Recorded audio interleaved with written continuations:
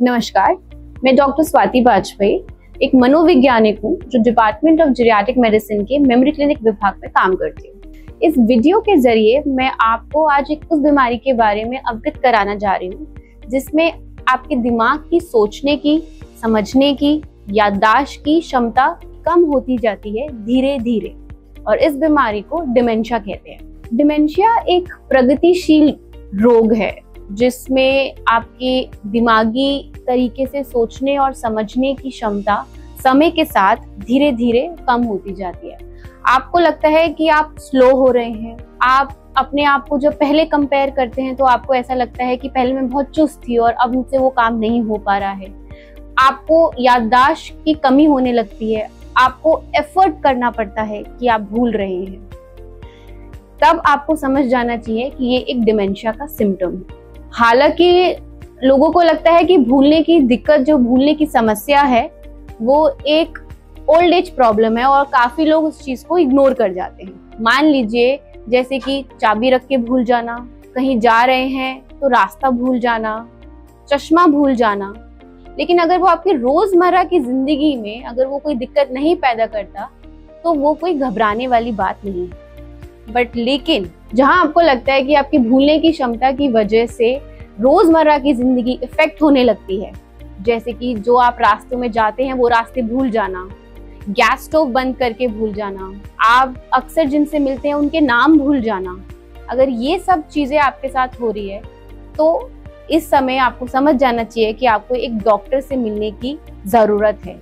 इसलिए ताकि आपके सही समय पे जांच हो सके और जितनी जल्दी डिमेंशिया को हम पकड़ सके उतनी जल्दी उसका रिस्क हम कम कर सके। सो ये बीमारी डिफरेंट चरण में होती है, इसके डिफरेंट स्टेजेस होते हैं। जैसे कि आप देख सकते हैं, फर्स्ट स्टेज होता है प्री क्लिनिकल स्टेज, जिसमें इंसान नॉर्मली भूल जाता है लेकिन वो आपके रोजमर्रा की जिंदगी को अफेक्ट नहीं करता है। दूसरा चरण होता है माइल्ड कॉग्निटिव इम्पेयरमेंट। इसके अंदर आपकी रोजमर्रा की चीजें, जैसे कि बैंक के काम करने जाना और वहां पे आप भूल जाना कि कौन सा फॉर्म भरना है, कितने पैसे विड्रॉ करने हैं। आप फोन पे बात कर रहे हैं और आप भूल जाते हैं कि आप वो कॉन्वर्सेशन कैसे मेंटेन कर सकते हैं।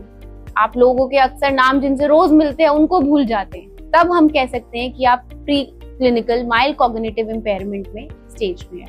सो इसका तीसरा चरण होता है डिमेंशिया, जहां आपके बेसिक एक्टिविटीज में खराबी या दिक्कत आने लगती है। कपड़े कैसे पहनते हैं उल्टा सीधा वो भूल जाना, घर के अंदर कंफ्यूजन हो जाना कि घर का रास्ता कहाँ पर है, अपने फैमिली मेंबर्स के नाम भूल जाना, बेसिक टॉयलेटिंग ट्रेनिंग भूल जाना। तब आप कह सकते हैं कि आपको एडवांस डिमेंशिया है।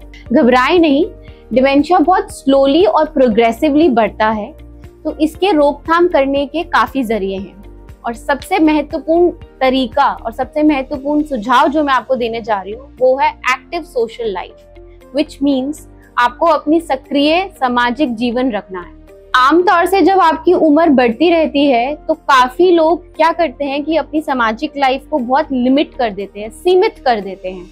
वो अपने बच्चों के लिए, अपने बच्चों के बच्चों के लिए, उनके परिवार के लिए अपनी सोशल लाइफ को सीमित करते जाते हैं।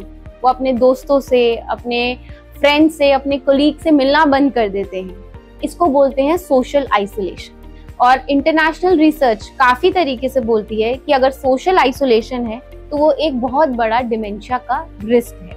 अब हमें जानना है कि आगे करना क्या चाहिए। उदाहरण के तौर पे मैं आपको कुछ एक्सरसाइजेस बताऊंगी जो आपकी सोशल लाइफ को एक्टिव रख सकता है, आपकी सामाजिक लाइफ को सक्रिय रख सकता है। जैसे कि आप देख सकते हैं, पहला दोस्तों से मिलना, नए फ्रेंड्स से मिलना, नए लोगों से मिलना, चाहे आप उनसे फोन पे बात करें, चाहे आप उनको मिल के आए, पार्क में जाए, या फिर आप उनसे नई दोस्ती बढ़ाए, नई बातें करें। ये एक बहुत अच्छा तरीका है अपनी सोशल लाइफ को एक्टिव रखने का। सो भिन्न तरीके के ग्रुप्स ज्वाइन करना, जैसे कि योगा हो गया, जैसे कि मेडिटेशन ग्रुप हो गया, स्पिरिचुअल ग्रुप्स हो गया। इससे आपकी संज्ञात्मक और सामाजिक जीवन बहुत ज्यादा सक्रिय हो जाता है। इससे आप और ज्यादा अपनी डिमेंशिया रिस्क को डिक्रीज करते हैं, रिड्यूस करते हैं। दूसरा उदाहरण के तौर पे एनजीओ ज्वाइन करना, स्वयं सेवा संस्था, जहां अपनी सर्विस दे सकते हैं, चाहे वो गार्डनिंग की सर्विस हो, चाहे छोटे बच्चों को पढ़ाने की सर्विस हो, चाहे वो जानवरों की सेवा हो। ये सब एक्सरसाइज बहुत अच्छे तरीके से आपकी सामाजिक एक्टिविटीज को सक्रिय करती है। ये भी एक बहुत अच्छा तरीका है डिमेंशिया के रिस्क को रोकने का।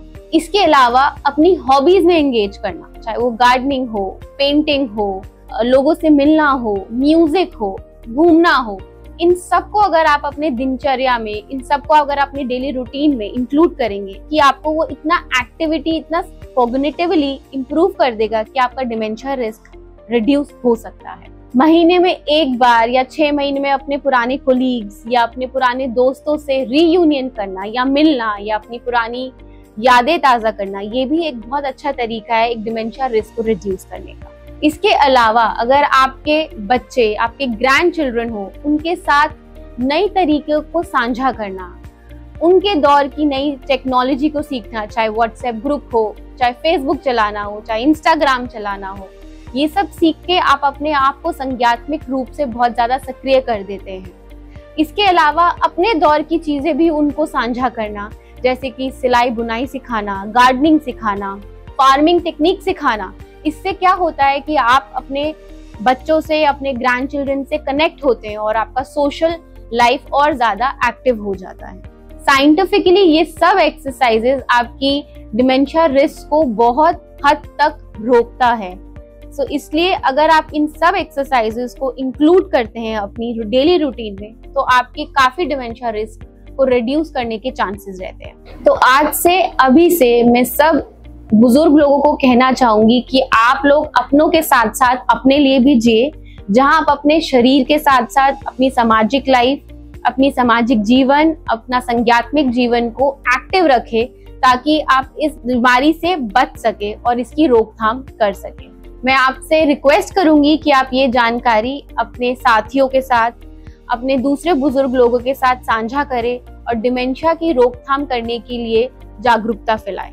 आगे की इंफॉर्मेशन के लिए आप हमें मेमोरी क्लिनिक, हमारे डिपार्टमेंट ऑफ जीरियाट्रिक मेडिसिन में हर बुधवार को होता है 2 से 4, और कोई इंफॉर्मेशन चाहिए होगा तो प्लीज आप हमें कांटेक्ट करें। Thank you.